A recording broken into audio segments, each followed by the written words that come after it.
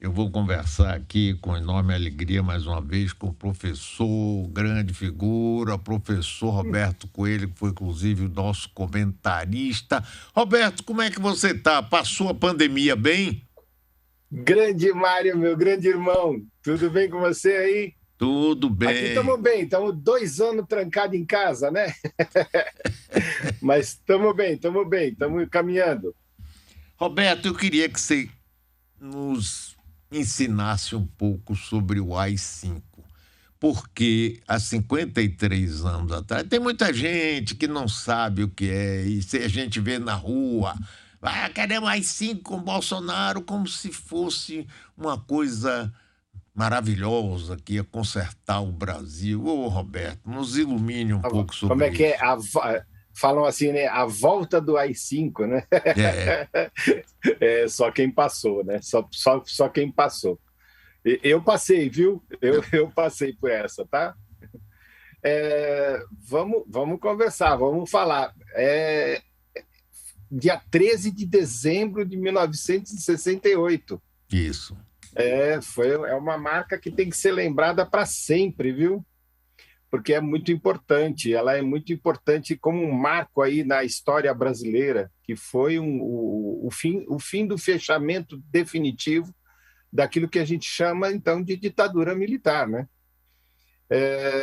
Essa reunião ela acontece por conta, então, de uma passeata que aconteceu no Rio de Janeiro, por conta da morte do Edson Luiz de Lima Souto, que havia sido morto pelo Exército, não é? E também teve lá o discurso do deputado, deixa eu lembrar o nome, Márcio Moreira Alves.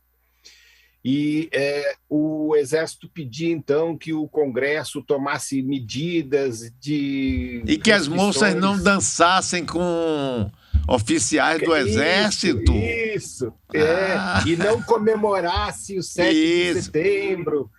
Tinha toda essa coisa. E o povo foi para a rua, e olha só, no ano de 65, eu vou recordar um pouquinho antes, tá? No ano de 65, a oposição havia vencido em grandes cidades, Belo Horizonte, Guanabara, e aí então veio então o ato institucional número 2, número 3, que mudava o sistema partidário, então passava a existir Arena e MDB. Depois, então, um outro fechamento, que foi o ato institucional número 4, que fazia, então, uma nova Constituição, porque nós estávamos na Constituição de 1946, e aí, então, uma Constituição em 1967, e a coisa não estava boa, não. O Congresso Nacional tinha algumas medidas contrárias, se colocava contra algumas medidas do próprio regime militar da época. O Márcio Moreira Alves fez aquele discurso no 7 de setembro, antes do 7 de setembro, então, pedindo para as pessoas não irem às ruas, não comemorarem o 7 de setembro. Isso foi dado como um ato contrário do Congresso Nacional. Então, e olha só, Costa e Silva, Radmacher, que era da Câmara de Deputados, o Magalhães Pinto, Delfim Neto, Mário Andreasa, Jarbas Passarinho, deixa eu lembrar alguém mais aqui, o Hélio Beltrão, gente, tudo gente conhecida, né? Então, esses caras são os signatários, são aqueles que assinam o ato institucional número 5. Ele teria uma duração de 10 anos. Então, de 13 de dezembro de 1968 a 13 de dezembro de 1978. Por isso que Sim. depois desse período de 10 anos, que foi uma ditadura ferrenha, havia uma espécie de guerra civil interna no Brasil, entre os grupos de oposição, chamados grupos de esquerda, e os grupos de posição, chamados grupos de direita, que brigaram entre si, se mataram entre si durante esses 10 anos. Muita tortura, muita coisa. E aí, podia fechar o Congresso Nacional, podia, então, interferir nas capitais, podia prender você a qualquer momento, podia levar qualquer pessoa para uma tortura e seguida à morte. Então foi um período muito, muito, muito triste, muito ruim para a história brasileira. Então, quando alguém falar de AI-5, a volta do AI-5, vai procurar na história, para poder entender um pouquinho o que foi essa história, porque as consequências disso foram dantescas, né? Roberto, uma coisa interessante é o seguinte: havia realmente grupos de esquerda, tinha a esquerda armada, a esquerda que não aceitava a luta armada, havia o grupo que apoiava o golpe militar, mas também havia a extrema, chamada linha dura, dentro, sobretudo, das Forças Armadas, que muitas vezes pressionava, inclusive Costa e Silva foi muito colocado na parede por essa linha dura, não foi? O AI-5 é uma vitória da linha dura. A conclusão, a assinatura do ato institucional número 5 é uma vitória do pessoal que era da linha dura, que queria matar, prender, botar tropa na rua. Existia uma coisa da época que a gente chamava, na minha época, né? A gente chamava assim, o grupo de Sorbonne e o grupo da linha dura. Isso. Então, haviam militares que eram palatáveis. Você conversava, você negociava. Um deles, o Couto Silva. Então, você tinha lá como você fazer uma conversa e tratava bem. Outros não, outros a linha frota, esses negócios, não tinha conversa. Você ia ser preso, ou você ia ser torturado e possivelmente você chegaria à morte.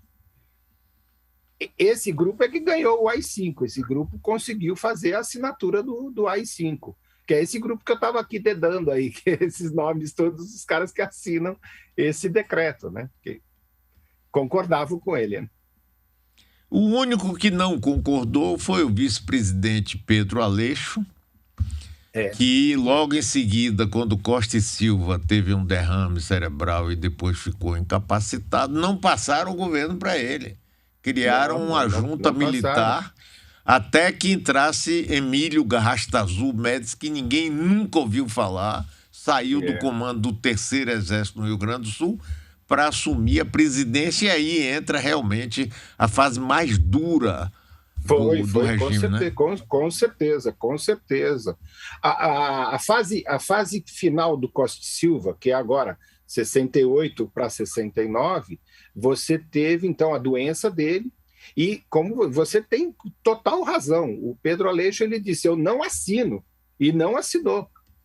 Então ele ficou como vice, porque era o vice, porque se tirassem ele da vice-liderança, mostrava exatamente o que se estava fazendo, então ele permanece, só que, é claro, ele não assume alguém do Serviço Nacional de Investigação, o SNI, que era, então, o Garrastazu Médici. E aí, meu amigo, a coisa ficou muito escura, ficou muito, muito, muito, muito ruim, né? Você teve aí um Congresso Nacional basicamente doutrinado pelo regime militar. Você teve aí várias outras.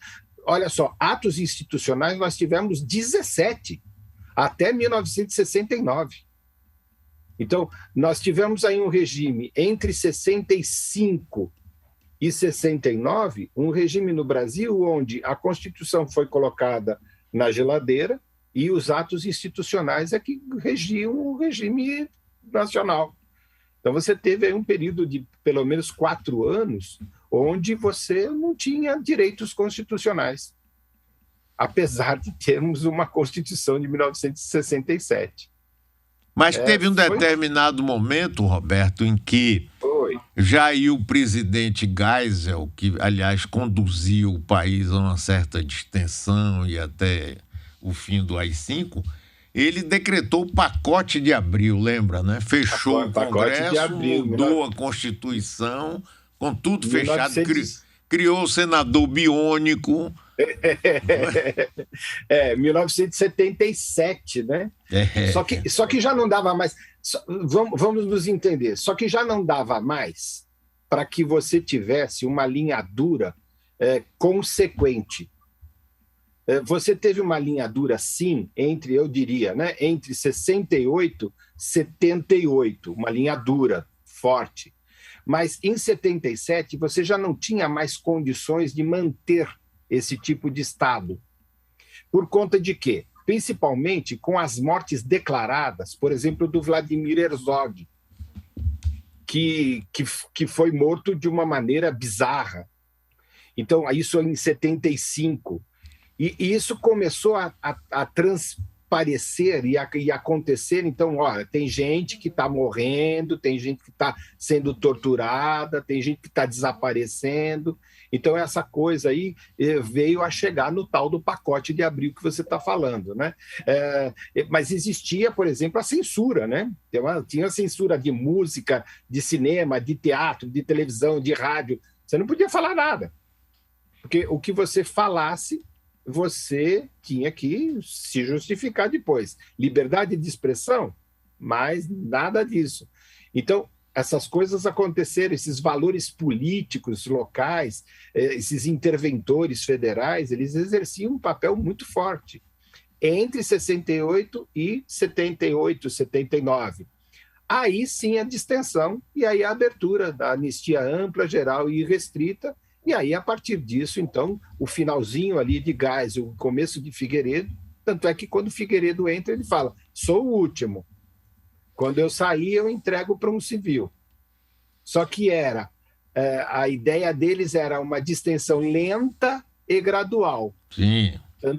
Tanto é que na eleição, então, de Tancredo Neves, né, lenta e gradual. Vai ser ainda dentro do Congresso Nacional, dentro das bases constitucionais da Constituição de 1967, que dizia que quem elegia o presidente era o Congresso Nacional. E assim foi feito.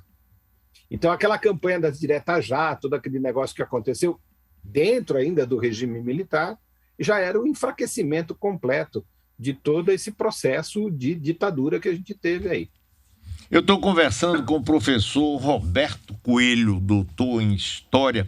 Roberto, tem um fato marcante aí nesse período todo, que foi a demissão do ministro do Exército Silvio Frota, no dia 12 de outubro de 1977. Eu acompanhei de perto isso, bem de perto, e Geisel começou a ser pressionado por vários amigos, por Golbery, por Mário Andreasa, por outros ministros, por Antônio Carlos Magalhães. Esse homem está crescendo, ele vai dar um golpe, vai tomar. E o alemão repelia, dava soco na mesada, ele não vai fazer nada, quem manda aqui sou eu. No dia 12 de outubro, era feriado somente em Brasília. Nessa época não era um feriado nacional. Geisel manda chamar Silvio Frota e diz a ele que quer o ministério. Silvio disse que não.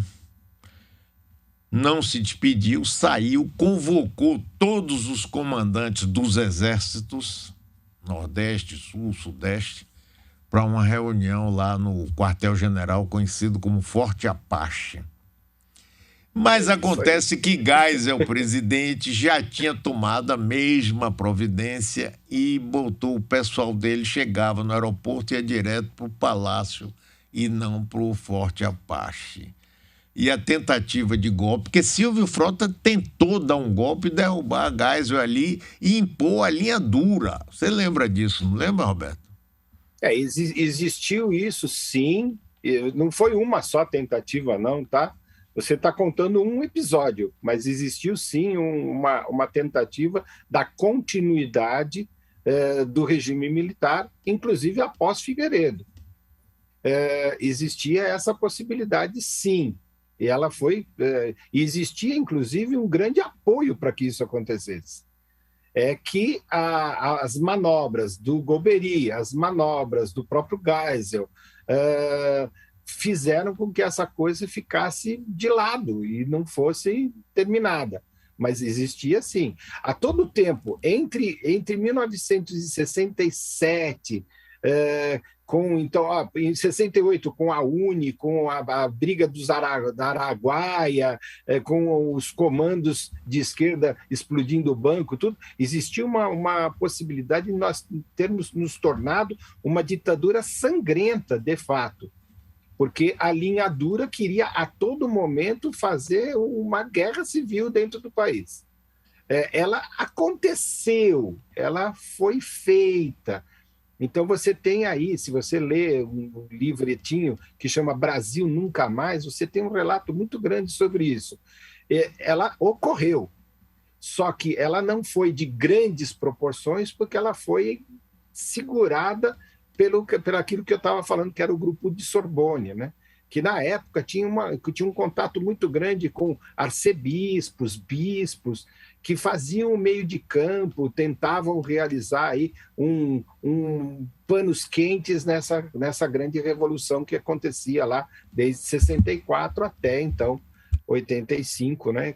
E quando isso acontece de uma maneira que era uma briga de palácios, né? Era uma briga de cortina, né? Nós não sabíamos disso, a não ser quem estava dentro do grupo, né? Então, eu que estava dentro da Cúria Metropolitana, você que estava aí dentro da política, a gente sabia dessas histórias. Até a posse do Sarney, né? A posse do Sarney foi uma coisa combinada. Foi. Vamos falar sério, né?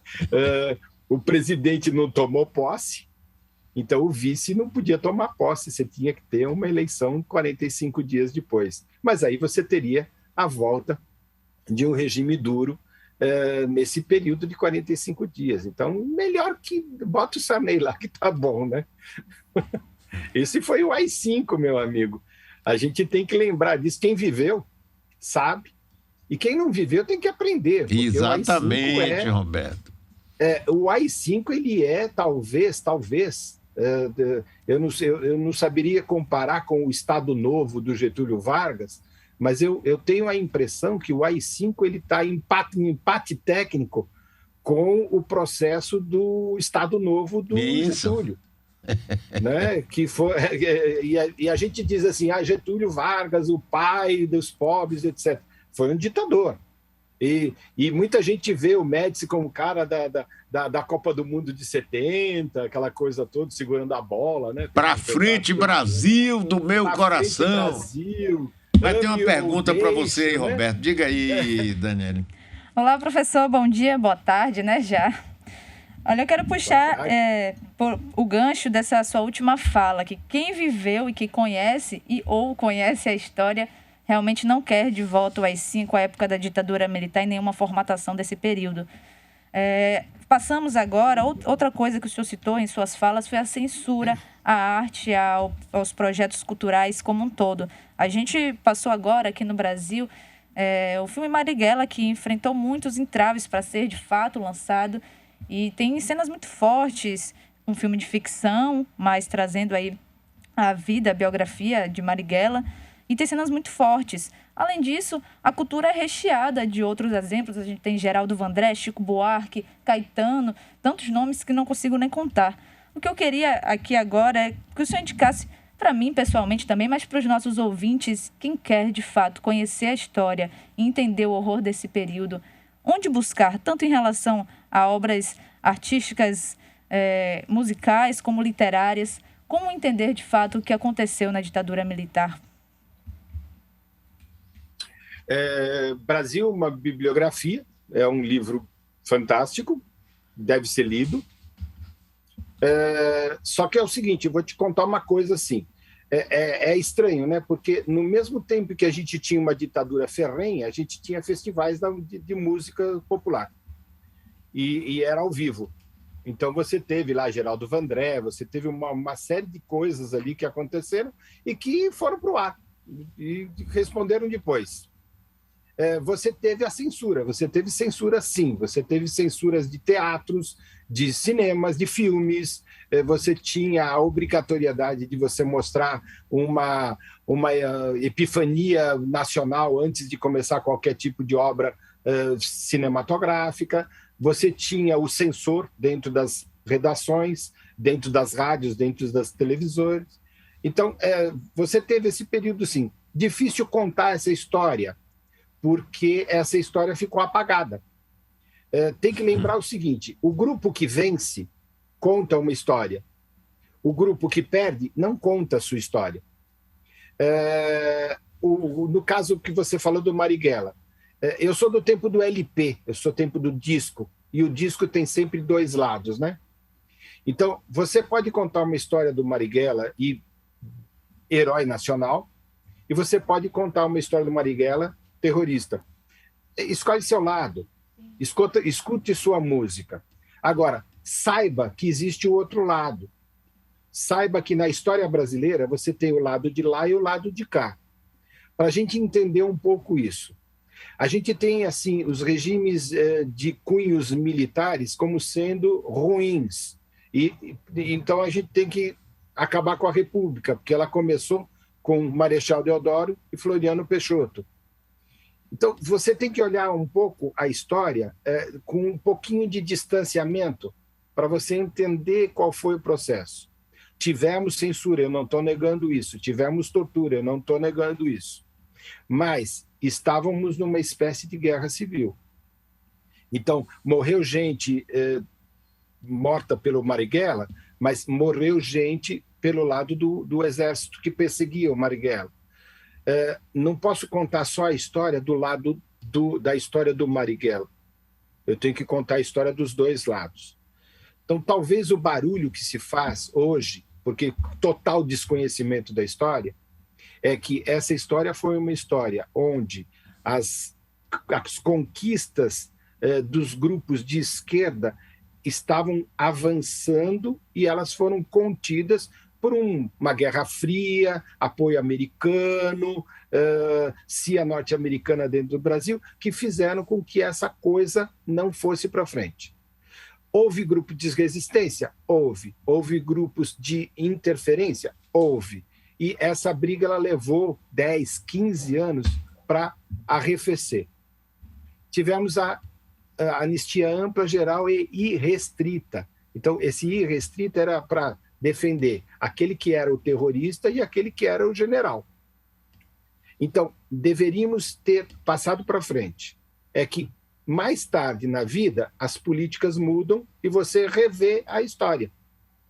E aí você conta essa história. Brasil Nunca Mais, 1975, contava essa história dentro do regime militar e mostrando as torturas e as mortes. Brasil, uma bibliografia, conta uma história do Brasil que a gente não conhece, porque a gente aprende na escola o currículo que vem do governo federal. E esse currículo muda cada vez. Então, para você aprender isso, você tem que buscar muita coisa, aprender muita coisa e decidir por você o que é que você vai guardar por lembrança. A história é dinâmica, ela é revisada todo momento, para que a gente possa ter uma coerência da história, né? O Brasil tem história, a gente tem que aprender essa história. Roberto Coelho, muito obrigado. Há tempo que a gente não se via. Que bom que você está bem, de saúde. Muito obrigado pela sua aula. Um abração, meu amigo. Bom te ver. Vamos lá. Quando quiser, é só ligar. Aqui também. Tchau, Roberto. Roberto Coelho, doutor em História, professor